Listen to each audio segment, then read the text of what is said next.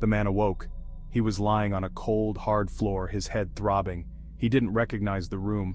It was circular, with high stone walls and no windows. The air hung heavy, thick with the dust of ages.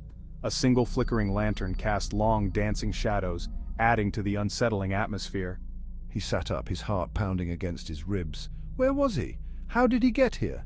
His mind raced, but the memories were gone, replaced by an unsettling emptiness. He felt a cold dread creep up his spine, tightening its icy grip around his chest. This place felt wrong, unnatural, like a forgotten tomb, sealed away from the world. He rose to his feet, his movements stiff and uncertain. He reached out to touch the wall, its rough surface cold against his skin. As his fingers brushed against the stone, a jolt ran up his arm. An image flashed in his mind, vivid and unexpected. A childhood memory, long forgotten. He pulled his hand back as if burned. The room was more than just a room. It was a conduit, a gateway to his past. He was trapped, his only companions, the ghosts of his own memories. The man found himself drawn back to the wall, captivated by its eerie power. He touched it again, hesitant at first, then with growing confidence. Each touch brought forth a new memory, each more vivid than the last. He saw himself as a boy, running barefoot through fields of golden wheat, his laughter echoing in the summer breeze. He tasted the sweetness of his mother's apple pie, the warmth of her love surrounding him like a comforting blanket. He felt the thrill of his first bicycle ride, the wind whipping through his hair.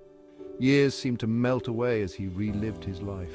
He saw his first love, her eyes sparkling with laughter, the memory of their kiss still fresh after all these years. He felt the pride of graduating college, the weight of responsibility as he held his newborn child in his arms. He was lost in a whirlwind of emotions, each memory a precious jewel pulled from the depths of his past. The fear that had gripped him began to recede, replaced by a bittersweet nostalgia. He had forgotten the simple joys, the small moments that made up a life. For the first time since waking up in this strange place, he felt a sense of peace. The room, with its haunting atmosphere, had become a sanctuary, a place where he could revisit the cherished moments of his past. A shadow fell over the man's heart, a premonition of something dark and terrible lurking within the depths of his memory. He hesitated, afraid to touch the wall again, knowing that not all memories were meant to be relived. But the room had a will of its own. The lantern flickered, casting grotesque shapes on the wall, beckoning him closer.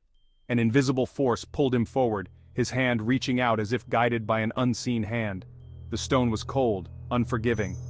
And then it hit him, a memory so vivid, so horrifying that it threatened to shatter his sanity. He was back in the car, the rain pounding against the windows, the screech of tires, the deafening crunch of metal. His wife's scream cut short, the sickening silence that followed, the metallic scent of blood filling his nostrils, the taste of it on his lips, his daughter's lifeless hand still clutching her favorite doll. He stumbled back, his stomach churning, a scream trapped in his throat. The room spun, the stone walls closing in on him. This wasn't a sanctuary, it was a torture chamber, forcing him to confront his darkest demons. He collapsed to his knees, his body racked with sobs. The pain of that day, the guilt, the overwhelming grief, washed over him, threatening to drown him in its depths. He had tried to forget, to bury the memory deep within himself, but the room had ripped it open, exposing the raw wound that never truly healed. The man remained on the floor, his body trembling, his mind reeling from the horrifying memory of the accident. The room, however, wasn't finished with him yet. It had shown him the past, and now it seemed it wanted to reveal the future. He looked up, his gaze drawn to the flickering lantern. The shadows on the wall danced and swirled, taking on new shapes. He saw himself, older, frailer, lying in a hospital bed. Machines beeped rhythmically, their sounds a morbid symphony accompanying his final moments. Panic surged through him, choking him, squeezing the air from his lungs. He tried to look away, to shut out the horrifying images, but they held him captive. He saw a coffin being lowered into the ground, heard the muffled sobs of mourners, felt the cold, damp earth falling on wood. He was going to die.